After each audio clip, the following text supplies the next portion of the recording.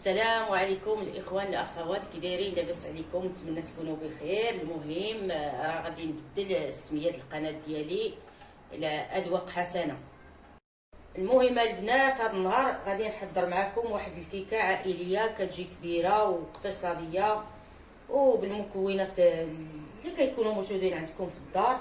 عندي هنا 4 البيضات الحجم الكبير، وعندي الكاس ديال السكر السنيده، عندي الكاس ديال زيت المائده. هاد الكيسان كيهزو كاس العنبه وكاس الماء وواحد الحامضه راها مفيده في هذا الوقت، دابا كتبرد وتحيد الحراره. وعندي 3 الخمارات وطبيصه الملحه والدقيق على حسب الخليط، كل دقيق على حسب النوعيه ديالو. كاين الدقيق اللي كيشرب وكاين اللي ما كيشربش. المهم بسم الله نبداو على بركه الله. هاد الحامضه غادي نحتاجو القشر ديالها واللب ديالها لداخل. هانتوما غادي نقشرها، نحيد لها غير هاد القشره الصفراء هكا هادي، باش هذا البيضه هادي راه كتمرض الحاجه، كتكون حاره. المهم غادي نقشر هاد الحامضه هادي ونولي معكم. المهم البنات، انا نقيت الحامض ديالي، قشرت القشره ها هي ونقيت هذا من العلف ديالو باش ما يديرش المروره في هذا. وانا غادي نطحنو بسم الله، وغنخوي عليه الكاس الماء، وانا غادي نطحن.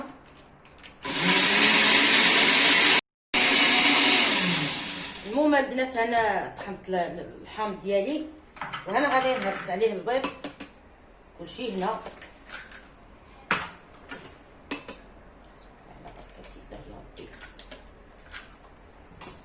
البيض يكون بحراره المطبخ، يكون خارج الثلاجه، ما يكونش في الثلاجه.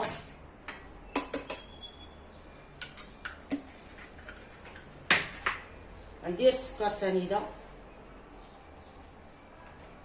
وغندير الزيت ديالي هي،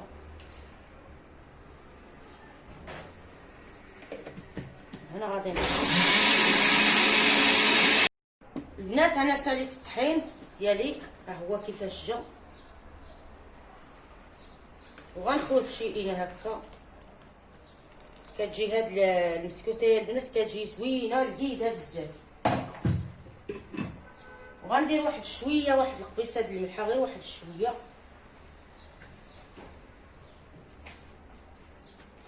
وهاد الدقيق ديالي غادي نديرو بالتدريج، غير شويه بشويه.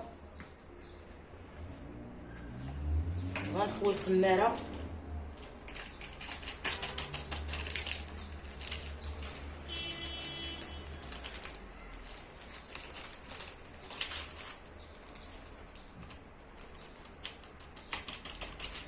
ثلاثه د الخمارات ديالي ها هما، كل وحده فيها 7 غرام. بسم الله.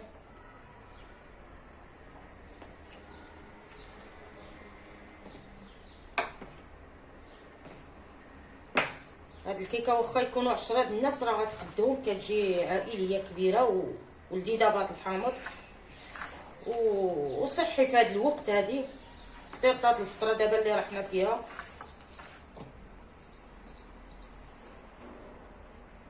شفتي كيفاش دايره بالرغوه بداك الحامض؟ ها تبارك الله كتعطي النتيجه.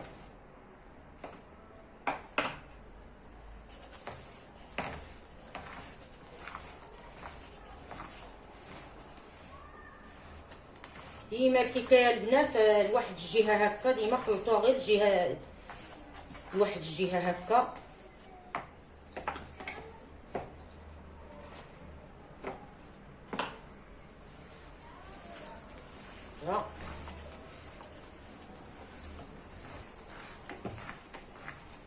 المهم انا خلطت البنات الكيكه ديالي، هي كيفاش القوام كيفاش كيجي. كل وحده راه كتعرف القوام ديال الكيكه كيفاش كتجي. وعندي المول هنا راني دهنتو بالزبده وشيتو بشويه ديال الدقيق هكا.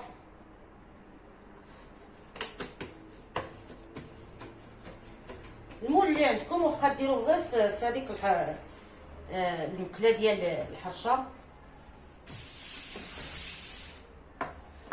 هكا ونخوي دابا الخليط ديالنا هو كيفاش كيجي.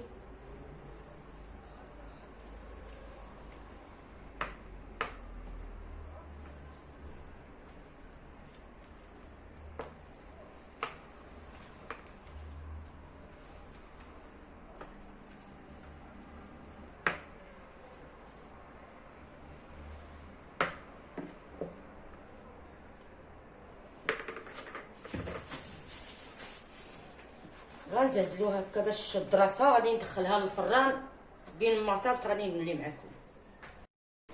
من بعد ما طيبت الكيكه ديالي طفيت عليها في الفران، المهم حتى طابت وطفيت عليها واحد 5 دقائق وخليتها حتى رجعت النفس ديالها باش ما تنزل لكمش الكيكه.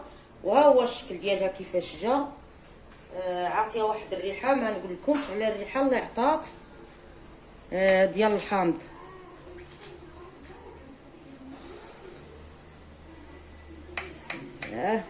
غنقطعها معكم. تبارك الله، هاد المسكوته شحال زوين، يبان المنظر ديالها واعر. ها هي كيفاش جات، راه ما نقول لكمش كيفاش جات. هي بارك الله. الله يعطيك الصحه الوالده على هاد المسكوته. ايوا صحيه بالحامض ومطلوبه دابا في هذا الوقت، في هذا ومشفشه وخفيفه ومتناول الجميع، اقتصاديه. المهم نتمنى يعجبكم هذا الفيديو، هذه الكيكه بارطاجيوها مع الاصدقاء والحباب، وما تنساونيش بالصيمه والتشجيعات. اللي وصل للاخر ديال الفيديو ما ينساش يدير معنا شي كومونتير شنو الاقتراحات ديالكم في الفيديوهات الجايين ان شاء الله. وشجعوا اذواق حسنه. ايوا نتمنى تكونوا بخير وعلى خير. يلا الى اللقاء حتى الجديد. يلا نشوفكم في فيديو جاي. يلا نتجرب.